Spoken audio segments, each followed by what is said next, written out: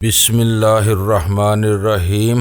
گمنام ہیرو کے معزز ناظرین السلام علیکم۔ آئیے چلتے ہیں کہانی کی طرف۔ تمہارا قصور صرف اتنا ہے کہ تمہارے گیٹ پر تمہاری نیم پلیٹ بہت نمایاں ہے۔ مجھے اپنا جال بچھانے کے لیے ایک حقیقی پتے کی ضرورت تھی، اس لیے میں نے اتفاقاً تمہاری طرف سے گزرتے ہوئے تمہارا پتہ نوٹ کر لیا۔ جو شخص تمہارے روبرو موجود ہے میں اسی کو گھیرنا چاہتی تھی۔ مجھے پورا یقین تھا کہ یہ میرا پیچھا کرتا ہوا ہر اس جگہ پر پہنچے گا جہاں سے اسے میرا سراغ ملنے کی امید ہوگی۔ یہ اور بات ہے کہ یہ میری توقع سے کہیں پہلے تم تک پہنچ گیا۔ اچھا ہوا کہ تم خود ہی اس کی غلط فہمی دور کر دی، ورنہ یہ اپنا انٹرویو شائع ہونے کی حسرت اپنے دل میں لیے بیٹھا رہتا۔ میں نے کہا میرا تم تک پہنچنا ضروری تھا پیٹرک۔ ویرا کی آواز آئی، کیونکہ میں تمہارے پاس اپنا آپریٹس چھوڑنا چاہتی تھی تاکہ یہ تمہارے ذریعے ڈینی کے ہاتھوں میں پہنچ جائے اور میں اس سے بات کر سکوں۔ تم ایک غیر مشتبہ انداز میں رسائی کے لیے میں نے تمہارے بارے میں معلومات جمع کی اور پھر تمہارے پیشے کے حوالے سے تم تک پہنچنے میں کامیاب ہو گئی۔ میں کسی بہانے کے بغیر آتی تو شاید تم مجھ سے ملنے سے ہی انکار کر دیتے۔ مجھے امید ہے کہ تم میری اس حرکت کو معاف کر دو گے۔ اجنبی مردوں کو پھنسانے میں تمہیں ہمیشہ لطف آتا ہے ویرا ڈارلنگ، میں نے زہریلے لہجے میں کہا۔ اس کا میرا نام لے کر مجھے بھی ہر برم ختم کرنے کا موقع فراہم کر دیا تھا۔ تمہیں اس بات سے خاصی مایوسی ہوئی ہوگی کہ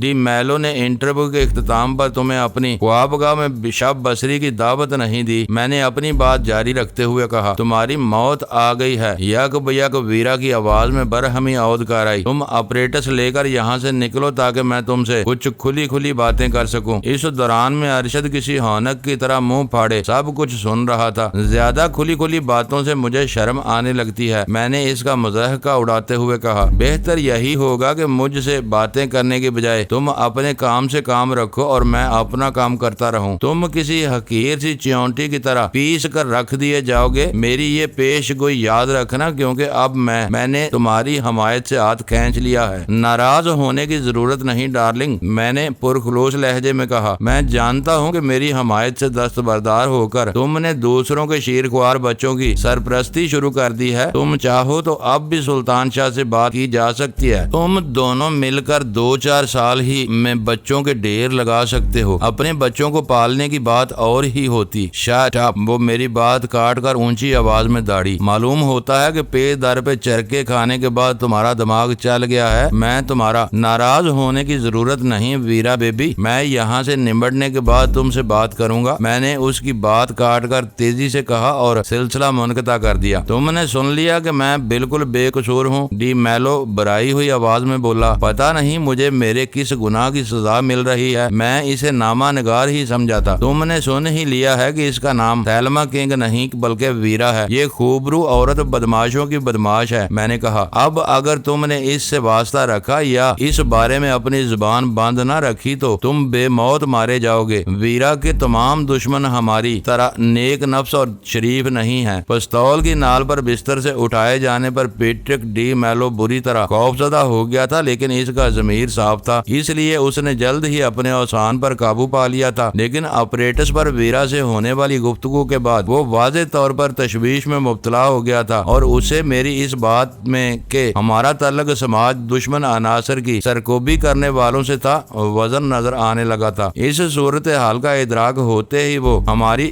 خوشامدوں پر اتر آیا اور ہم اسے اچھی طرح خوفزدہ کرنے کے بعد اسے راستے سے اس کی خوابگاہ سے نکل گئے جدھر سے اندر داخل ہوئے تھے۔ جانے سے پہلے میں نے اسے یہ بتا دیا تھا کہ اسے اپنے چوکیدار کو بھی زبان بند رکھنے پر آمادہ کرنا ہوگا۔ اگر وہ نامعلوم مہمانوں کے ہاتھوں اپنی درگت بنائی جانے کی کہانی عام کر دیتا تو ڈی میلو بھی مشکلات سے دوچار ہو سکتا تھا۔ یہ تو کچھ بھی نہ ہوا۔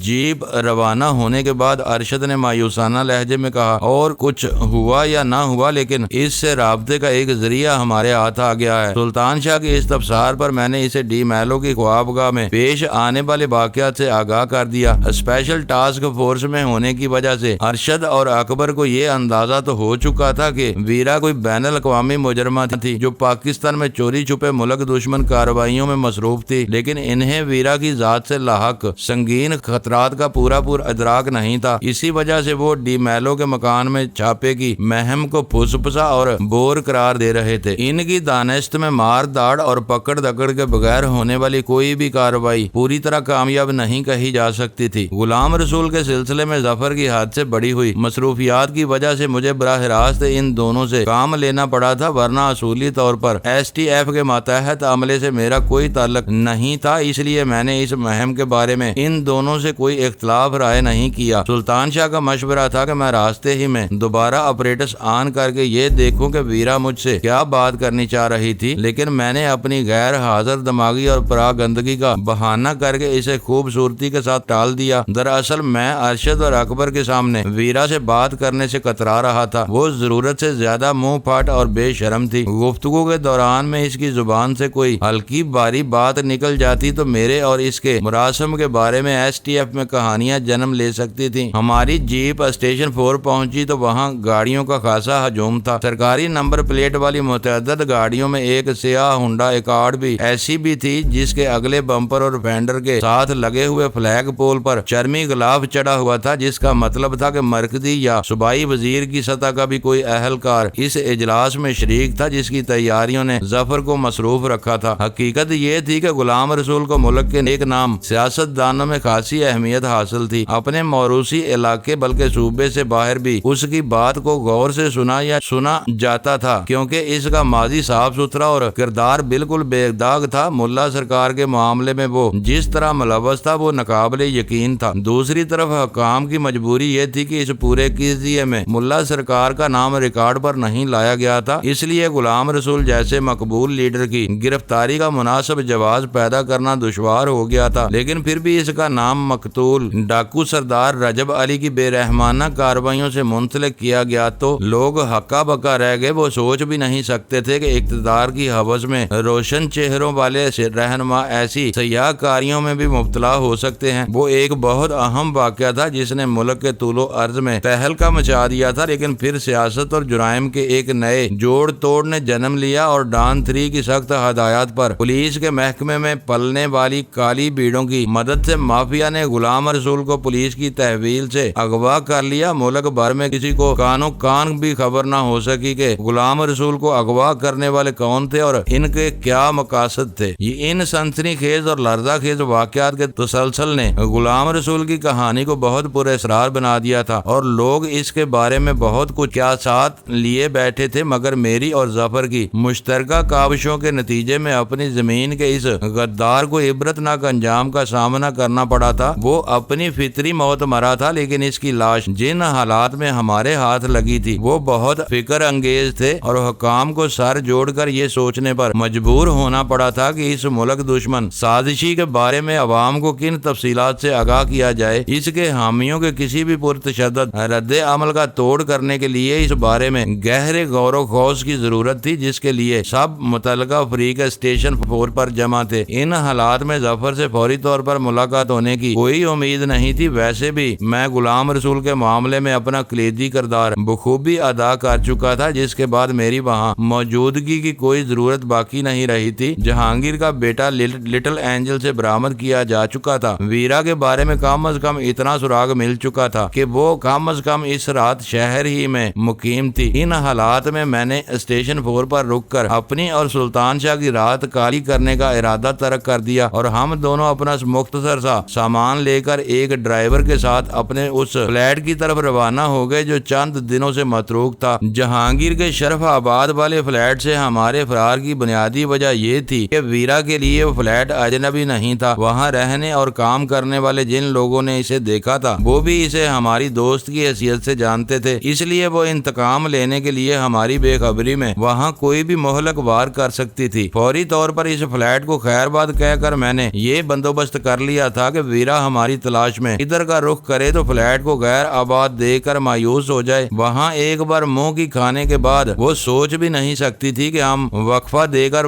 دوبارہ وہیں آ بیٹھیں گے۔ اس اعتبار سے وہ فلیٹ اس وقت ہمارے لیے مخدوش نہیں تھا۔ ہوٹل اور اسٹیشن 4 کے مقابلے میں فلیٹ ہمیں ایک نعمت محسوس ہوا۔ آزادی کا ایک عجیب سا احساس تھا جسے کوئی نام دینا ممکن نہیں تھا۔ البتہ میں نے یہ احتیاط ضرور کی کہ کمروں کے بلب روشن کرتے ہی باہر کی طرف کھلنے والی کھڑکیوں اور گیلری کے دروازے پر دبیز پردے کھینچ دیے تاکہ اگلی سڑک پر سے فلیٹ میں روشنی یا کسی کی موجودگی کا اندازہ لگانے کا امکان باقی نہ رہے۔ اس کام سے نمٹ کر میں ڈرائنگ روم میں آیا اور آپریٹر संभाल लिया। मुझे पहली बार वीरा से बात किए काफी देर हो चुकी थी, लेकिन इसने जिस फुर्ती से मेरा कॉल का जवाब दिया उससे मैंने अंदाजा लगा लिया कि डी मैलो तक मेरी रसाई ने इसे उलझन में मुब्तला कर दिया था, जिसकी वजह से वो दोबारा सो नहीं सकी थी। तुम्हारे दिमाग और बदन में वाकई कोई खबीस रूह बसी हुई है, इसने छूटते ही कहा। मुझे ये अंदाजा तो था कि तुम डी मैलो तक पहुंचने में कामयाब हो जाओगे, लेकिन ये वहमो गुमान में भी नहीं था तुम इतनी कलील मुद्दत में उसके सर पर सवार हो जाओगे। अगर मेरे कसीदे पढ़ने का इरादा है तो मुझे सो जाना चाहिए, मैंने खुश्क लहजे में कहा। हम मुखालफत और मुखासमत की इन राहों पर चल पड़े हैं जहाँ हरीफ की खूबियां भी खराबियां बनकर नजर आने लगती हैं। ऐसे में तुम्हारी जुबान से निकलने वाले तारीफी कलमात अजीब मालूम हो रहे हैं। दुश्मन की खूबियों का एतराफ न करना कम ज़र्फी समझती हूँ। ये ना समझना कि मैं तुम्हारी कामयाबी से खौफजदा हो गई हूँ, मैं तो सिर्फ अपनी हैरत का इजहार कर रही थी। मैं भी आला ज़र्फी का मुजाहरा करते हुए हैरत जाहिर करने पर तुम्हारा शुक्रिया अदा किए देता हूँ। अब इससे आगे की बात करो, मैंने अपने लहजे में कोई तब्दीली लाए बगैर कहा। तुम्हें याद होगा कि यूरोप में सिल्वर आइज की तकसीम के मामले पर हमारे दरमियान एक शरीफाना समझौता हुआ था, जिसकी रोह से 2 सिल्वर आइज मेरी हैं। जब से तुम बदमाशी पर उतर आए हो, शरीफाना मादों के बारे में मेरी याददाश्त ने मेरा साथ छोड़ दिया है। अब तो जो चीज जिसके कब्जे में है वही इसका मालिक है। तुम्हारे लिए वो तीनों सिक्के बेकार हैं, जबकि मुझे 2 की जरूरत है। मुझे खुशी है कि तुम इनसे महरूम हो। इससे पहले तुम खुद कह चुकी हो कि अब शी में हर आईमैन की शिनाख्त का तरीका कार बदल दिया गया है और सिल्वर आइज बेकार हो चुकी हैं। वो मेरा ब्लफ था, इसने शायद बेबसी के साथ एतराफ किया, लेकिन मैं ब्लफ नहीं चलता। वो तीनों सिक्के मेरी महफूज तहवील में है। तुमने गजाला के साथ जो घटिया तरीन हरकत दोहराई है, इसके बाद तुम्हें मुझसे तावन की तवक्को करते हुए शर्म आनी चाहिए। इस वक्त मेरी और तुम्हारी खुली जंग चल रही है, जिसमें रूह रियायत की उम्मीद बेसूद है। हैरी किसिंजर को मेरे खिलाफ भड़काकर तुमने खुद ही गजाला की बेहिफाजत वापसी की राह में रोड़े अटकाए हैं, वरना मैं गुस्सा उतरने पर खुद ही इसे तुम तक वापस पहुंचा देती। तुमने मुझे मुसलसल नजर अंदाज करके बेएतमादी की ऐसी फिजा पैदा कर दी कि मैं शदीद जिल्लाहट के आलम में गजाला को ले गई। 2-4 रोज में मेरा दिमाग ठंडा होता तो मैं खुद ही इसे छोड़ देती। ये तुम्हारा सफेद झूठ है। तुम इसे श्रीमान सिंह के हवाले करके ईरान जाने का मंसूबा बना चुकी थी। तुम्हारी वापसी तक गजाला उसी की कैद में फंसी रहती। ईरान में मेरा काम बहुत मुख्तसर सा है, इसने कहना चाहा, लेकिन मैंने इसकी बात काट दी। 600 टन आलात और मशीनों की तबाही इतनी आसान साबित नहीं हो सकती। ये तमाम खाम ख्याली है। आजकल के जमाने में बड़े बड़े काम पलक झपकते में हो जाते हैं। बहरहाल मैं तुम्हारी बदतरीन नाकामी के लिए बददुआएं करता रहूंगा। पहली बार इसकी हंसी की आवाज उभरी और वो बोली, कौवों के कोसने से डोर नहीं मरा करते। मैं जानती हूँ कि तुम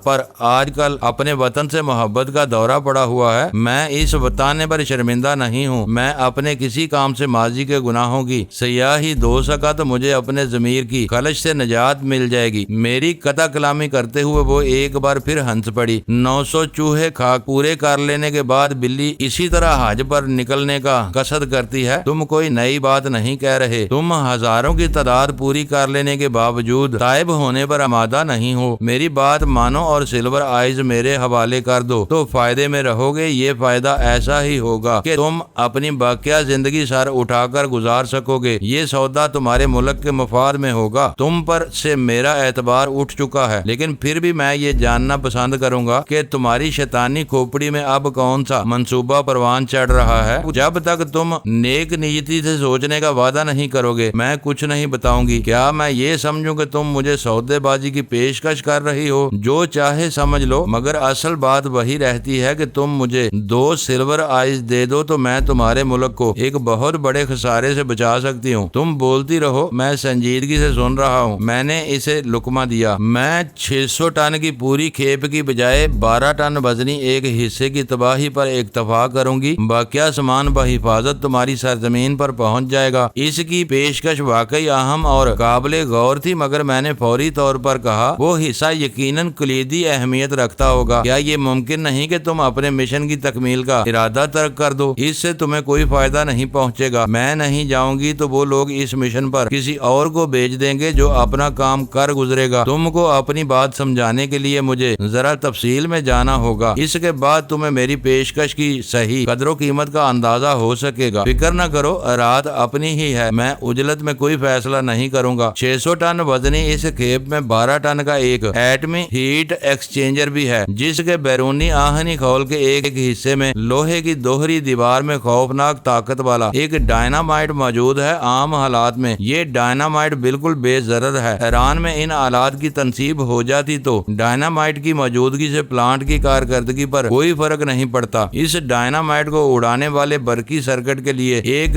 کیڈملیم کی بیٹری لگی ہوئی ہے۔ بیٹری کو تاروں سے منسلک کرنے کے لیے آہنی خول سے باہر نکلے ہوئے ایک خاص لیور کو اندر دبا کر اوپر اٹھانا ضروری ہے۔ اس کے بعد بیٹری سے سوئچ تک برقی رو دوڑ جائے گی اور وہ کام کرنے لگے گی، پوزیشن میں آ جائے گی۔ وہ حساس سوئچ خلا میں موجود اسٹیشن سے ایک سگنل کے ذریعے حرکت میں لایا جا سکتا ہے۔ لیور کو صحیح پوزیشن میں لائے جانے کے بعد ڈائنامائٹ کو کسی بھی لمحے ایک خلائی اشارے سے اڑایا جا سکتا ہے۔ مجھے اس لیور کے بارے میں مکمل بریفنگ دے دی گئی ہے۔ میرا کام صرف اتنا ہوگا کہ اس لیور کو دبا کر اوپر اٹھا دوں اور واپس لوٹاؤں۔ میری بحفاظت واپسی کے بعد اس ڈائنامائٹ کو کسی بھی وقت اڑایا جا سکتا ہے۔ اس کا دھماکہ اس قدر ہولناک اور شدید ہوگا کہ وہ 1 میل کے دائرے میں موجود ہر چیز کو فنا کر دے گا اور 600 ٹن مشین لے جانے والا پورا کارواں بسم ہو کر رہ جائے گا۔ یہ تو واقعی بہت خطرناک اور فول پروف منصوبہ ہے۔ میری سمجھ میں نہیں آتا کہ تم ہماری کیا مدد کر سکو گی۔ اگر تم نے یہ کام نہیں کیا تو پاکستان پہنچنے کے بعد بھی وہ سارا ساز و سامان جہنم کے دانے پر رکھا رہے گا۔ کوئی دوسرا ایجنٹ لیور بدلنے کے کام پر مامور کر دیا جائے گا۔ ہو سکتا ہے کہ اس 600 ٹن کے ساتھ پاکستان کی دوسری اہم تنصیبات بھی تباہی سے دوچار ہو جائیں۔ مجھے سلور آئیز مل جائیں تو میں ایسے امکانات کو سرے سے ختم کر دوں گی۔ لیکن کس طرح؟ میں نے پوچھا۔ کوئی معاہدہ کرنے سے پہلے مجھے اس سوال کا جواب جاننے کا پورا حق حاصل ہے جسے تم مسترد نہیں کر سکتی۔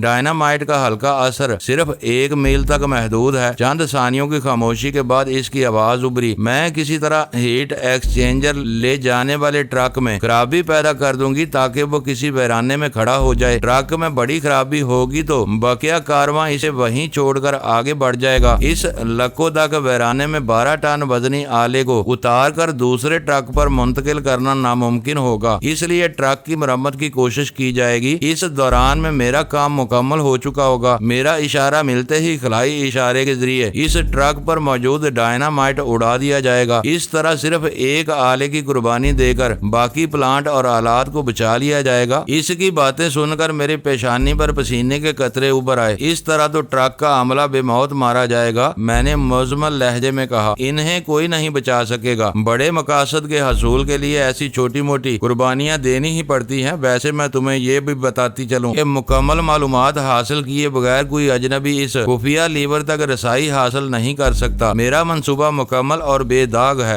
دھماکے کے بعد مجھے سرخروئی حاصل ہو جائے گی۔ کوئی سوچ بھی نہیں سکے گا کہ ٹرک کی خرابی میری سازش کا نتیجہ ہوگی۔ اسے ایک اتفاق قرار دے کر تمہارے ملک کے دشمن اپنے مقدر کی خرابی کا ماتم کرتے رہ جائیں گے۔ اس ناکامی پر جلا کر تمہارے آقا اس کا کارواں پر دوسرا حملہ بھی کرا سکتے ہیں۔ آج کل کے حالات میں وہ اس علاقے میں کسی کھلی ہوئی بربریت کا ارتکاب نہیں کر سکیں گے اور چھپ چھپا کر اتنی بڑی کھیپ کو نقصان پہنچانا ناممکن ہے۔ ڈائنامائٹ تو برسوں سے اس ہیٹ ایکسچینجر میں لگا ہوا ہے۔ وہ چوبی کرپٹ شاہ کے زمانے سے بندر عباس پر پڑے ہوئے تھے۔ دھماکے کو اتفاق قرار دیا جاتا، اسی لیے انہوں نے ڈائنامائٹ کو کام میں لانے کا فیصلہ کیا ہے۔ وہ کوئی ایسی حرکت کرنے کی حماقت نہیں کریں گے جس کے نتیجے میں ان کے عزائم اور حربے بے نقاب ہو جائیں۔ لیکن اس کھیپ کی پاکستان منتقلی آج کا واقعہ ہے۔ ہو سکتا ہے کہ اس کی داغ بل 8-10 ماہ پہلے ڈالی گئی ہو۔ یہ ایٹمی آلات اور مشینیں دراصل شاہ ایران کو دی گئی تھی، جو امریکہ کا سب سے بڑا اور قریبی حلیف تھا۔ پھر اس کھیپ میں ایسا ڈائنامائٹ کیوں نصب کیا گیا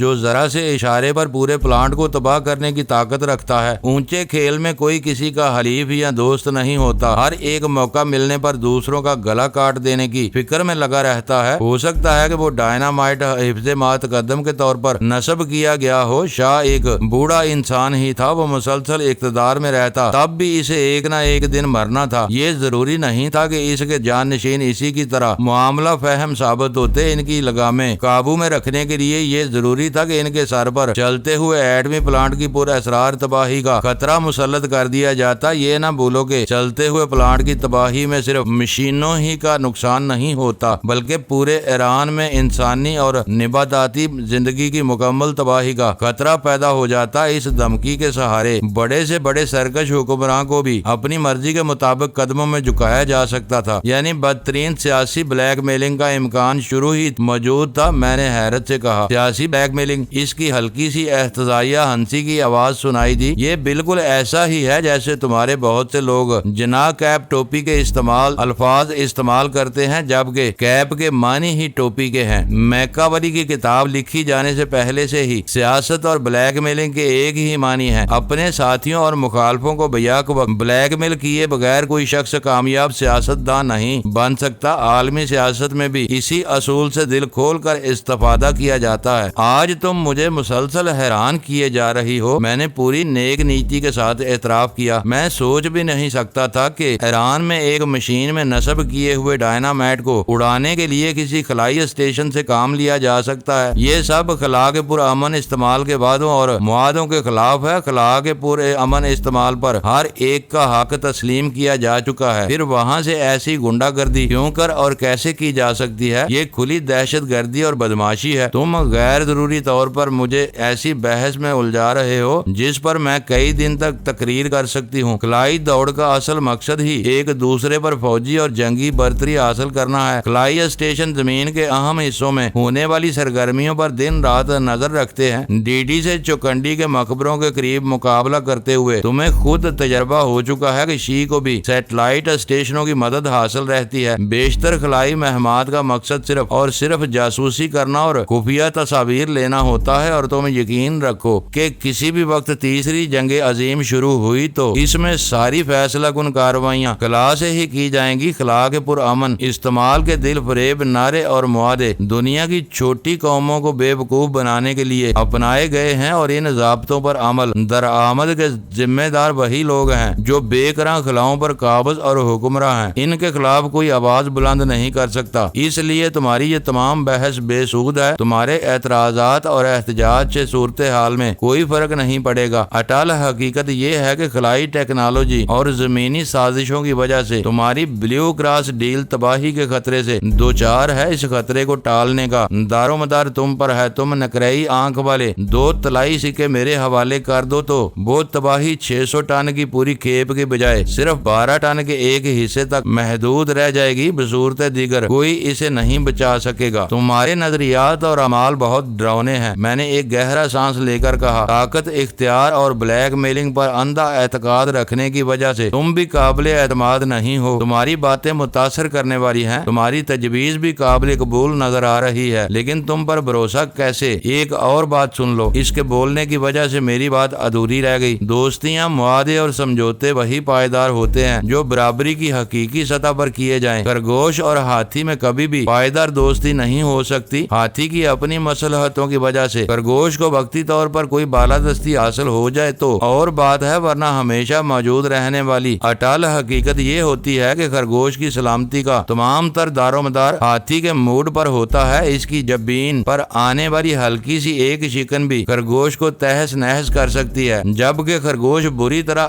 برہم اور مشتعل ہونے کے باوجود ہاتھی کا کچھ نہیں بگاڑ سکتا۔ ہم دونوں میں ایسا کوئی نمایاں تضاد نہیں ہے۔ آج میں تمہیں دھوکہ دوں گی تو کل تم مجھے کوئی بڑا نقصان پہنچانے کی پوزیشن میں آ سکتے ہو۔ آج کل دنیا بہت سمٹ گئی ہے، کچھ پتا نہیں کہ کل زندگی کے کس موڑ پر تم میری راہ روکنے میں کامیاب ہو جاؤ۔ اس لیے تمہیں میری باتوں پر یقین کر لینا چاہیے کہ میں جو کچھ کہہ رہی ہوں اس پر نیک نیتی سے عمل کرنے کا ارادہ بھی رکھتی ہوں۔ میں اس موضوع پر تھوڑی دیر بعد تم سے بات کر سکوں گا۔ میں نے کہا، میں انتظار کروں گی، لیکن یہ ضرور بتائے دیتی ہوں کہ تم نے اس مہلت کا فائدہ اٹھا کر اول خان کو میرے پیچھے لگانے کی کوشش کی تو تم بدترین خسارے سے دوچار ہو جاؤ گے۔ اگر میں اس کی کسی سازش یا رخنہ اندازی کی وجہ سے 12 ٹن وزنی ایک حصے کو تباہ کرانے میں ناکام ہو گئی تو میری جگہ کسی اور کو بھیج دیا جائے گا۔ اس کے ذریعے آنے والی تباہی کا اندازہ صرف اسی وقت ہو سکے گا جب سب کچھ راکھ اور ملبے کے ڈھیر میں بدل چکا ہوگا۔ مجھے اندازہ ہے تم بلیک میلنگ کے مواد سے بہترین استفادہ کرنے کی اہلیت رکھتی ہو۔ تم سے کوئی معاہدہ ہوا تو پوری نیک نیتی سے ہوگا، لیکن غزالہ کے بارے میں تم نے کچھ نہیں کہا۔ میں پہلے ہی بتا چکی ہوں کہ اب وہ میری دسترس سے باہر ہے۔ تم نے ہیری کسنجر کے کان اس طرح برے ہیں کہ وہ میری جان کا دشمن دشمن بن گیا ہے، اس کی خوشنودی حاصل کرنے کے لیے شریمان سنگھ بھی مجھ سے بھڑک گیا ہے۔ میں ادھر کا رخ کر کے اپنی سلامتی کا خطرہ مول نہیں لے سکتی۔ جہانگیر کے بیٹے کو تم برآمد کر ہی چکے ہو، اس لیے میرا اور تمہارا حساب صاف ہے۔ اس سے ہونے والی وہ گفتگو بہت اہم اور معنی خیز تھی۔ اس کے نتیجے میں مجھے یہ معلوم ہو گیا تھا کہ شی اور اس کے آقاؤں سے ہمیں فوری طور پر کس قسم کے خطرات لاحق تھے۔ ویرا کو یہ علم نہیں ہو سکا تھا کہ اول خان اپنی جگہ پر موجود نہیں تھا اور میں اس کے بجائے ظفر سے مدد لے رہا تھا، لیکن اس نے اس حد تک میرا ذہن بالکل صاف پڑھ لیا تھا کہ میں اس سے وقت حاصل کر کے ایٹمی ساز و سامان کی کھیپ کے بارے میں ظفر سے مشورہ کرنا چاہ رہا تھا، کیونکہ وہ میرا ذاتی نہیں بلکہ اہم ترین نوعیت کا ایک قومی معاملہ تھا جس میں اندازے یا فیصلے کی ذرا سی لغزش ناقابل تلافی نقصان کا سبب بن سکتی تھی۔ سلطان شاہ جو آپریٹس پر ہونے والی دو طرفہ گفتگو لفظ بے لفظ سن رہا تھا، سلسلہ منقطع ہونے پر خاموش نہ رہ سکا اور بولا، وہ ہمیشہ اپنے حریف کو چاروں طرف سے باندھ کر چلتی ہے۔ میرا خیال ہے کہ تمہارے پاس اس کی پیشکش قبول کرنے کے علاوہ کوئی راہ نہیں ہے۔ میں ظفر سے مشورہ کیے بغیر کوئی فیصلہ نہیں کروں گا، میں نے سگریٹ سلگاتے ہوئے کہا، اور ظفر غلام رسول کے معاملے میں ہونے والی میٹنگوں میں الجھا ہوا ہے، اسے شاید صبح سے پہلے فرصت ہی نہ مل سکے۔ میری رائے میں تم کو اس سے کوئی مدد نہیں مل سکے گی۔ اتنی بات میں بھی سمجھ رہا ہوں کہ ہمیں ویرا کو آزادی کے ساتھ اپنے منصوبے کو عملی جامہ پہنانے کا موقع دینا پڑے گا، اس کے بعد ہم اس پر ہاتھ ڈال سکتے ہیں۔ اس کے بعد بھی ایسی حرکت خطرناک ثابت ہوگی۔ اس نے تفکر امیز لہجے میں کہا، تم یہ بات بول رہے ہو کہ ویرا ڈائنامائٹ اڑانے نہیں بلکہ اسے اڑائے جانے کی پوزیشن میں لانے کے لیے کام کر رہی ہے۔ اس کے آقا خلائی اشارے سے اپنا کام اسی وقت سر انجام دیں گے جب انہیں ویرا کی طرف سے کلیئرنس مل جائے گی۔ ہم نے اسے پکڑ لیا تو کلیئرنس کا معاملہ معلق ہو رہ جائے گا۔ ہولناک صورتحال ہے، میں نے انگڑائی لیتے ہوئے تھکی ہوئی آواز میں کہا۔ تم ٹرانسپورٹ کمپنی میں ٹرکوں کی مرمت کا کام سیکھ رہے تھے اور میں کراچی کی فٹ پاتھوں پر فاقہ مستی کے دن گزار رہا تھا۔ ہمیں ذرا سی بھی فکر نہیں تھی۔ جب مجھے چرس کی تقسیم کے کام کی پیشکش ہوئی تو مجھے اور میرے دوستوں کو شبہ تک نہیں ہو سکا تھا کہ ہم ایسے حقیر سے مجرمانہ کام میں شریک ہو کر کسی بین الاقوامی گروہ کے چنگل میں پھنس رہے ہیں۔ چرس کے بعد جب سے ہم نے ہیروین میں ہاتھ ڈالا ہے، سب کچھ ہی بدل کر رہ گیا ہے۔ ہیروین کے کام میں اس قدر پیسہ ہے کہ نہ چاہتے ہوئے بھی اس سے برائیاں جنم لینے لگتی ہیں۔ کبھی کبھی تو ایسا محسوس ہونے لگتا ہے جیسے امریکی صدر کی آڑ میں شی کا سربراہ جمی لائیڈ ہی طاقت کے عالمی توازن پر قابض و حکمراں ہے۔ شریفوں پر ہمیشہ سے بدماش حکمرانی کرتے آئے ہیں، جو خود بدماش نہیں ہوتے، وہ ان کے سہارے طاقت حاصل کرتے ہیں۔ بحث ہمیشہ اسی کی رہی ہے جس کے ہاتھ میں لاٹھی ہوتی ہے۔ ان باتوں پر سر کھپانا فضول ہے۔ میری مانو تو ویرا سے رابطہ کر کے اس کی پیشکش قبول کر لو۔ میں ابھی تک یہ سمجھنے سے کامیاب نہیں ہو سکا کہ ویرا کو سلور آئی کی ایسی کیا ضرورت پیش آ گئی ہے کہ وہ مجھ سے ایک محدود سمجھوتا کرنا چاہ رہی ہے۔ تم غور کرو تو بلیو کراس ڈیل کے مقابلے میں یہ بہت حقیر سودے بازی ہے۔ ویرا کے لیے اس کی کیا اہمیت ہو سکتی ہے؟ وہ تم سے خود اعتراف کر چکی ہے کہ سلور آئیز کی اہمیت گھٹانے کے لیے اس نے جو کچھ کیا وہ بلاف تھا۔ اب وہ شی میں واپس جانے کا فیصلہ کر چکی ہے تو اس کے لیے سلور آئیز بھی یک بیک اہم ہو گئی ہے، کیونکہ وہ ان کی مدد سے اپنی حیثیت منوا سکتی ہے۔ ہمارے پاس آئی ہوئی سلور آئیز شی کے بڑوں کو قتل کر کے چھینی گئی ہے۔ ان کے ذریعے کسی کو وقتی طور پر دھوکہ تو دیا جا سکتا ہے، شی میں کوئی مستقل مقام حاصل نہیں کیا جا سکتا۔ ویرا کے لیے ان طلائی سکوں کی اہمیت اور افادیت اسی وقت ہو سکتی ہے جب وہ شی کے لیے مخلص نہ ہو اور شی کی پالیسی سے ہٹ کر اپنے ذاتی مفادات حاصل کرنا چاہتی ہو۔ رخ یہ بھی ہے کہ وہ دو سکے جمی لائٹ کو لوٹا کر سرخرو ہونا چاہتی ہو۔ سلطان شاہ نے صوفے پر دراز ہوتے ہوئے کہا، جب تک شی میں بڑوں کی عالمی شناخت کا وہ طریقہ رائج ہے، ان لوگوں کے لیے ہر سلور آئی بے انداز قدر و قیمت رکھتی ہے۔ پھر اسے دو کی بجائے تینوں سکوں کی واپسی کا مطالبہ کرنا چاہیے تھا۔ اسے اچھی طرح معلوم ہے کہ ہمارے پاس 3 سلور آئیز موجود ہیں۔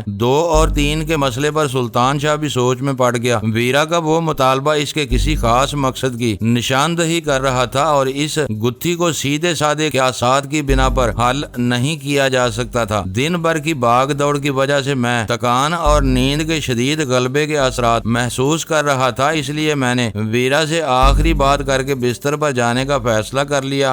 معزز ناظرین، لائک کریں، شیئر کریں اور کمنٹس باکس میں پاک آرمی زندہ باد، پاکستان پائندہ باد کا نعرہ ضرور درج کر کے اپنے ملک پر فخر کریں اور پاکستان کی بنیادیں مضبوط کرنے میں اپنا کردار ادا کریں۔ ویڈیو دیکھنے کا شکریہ۔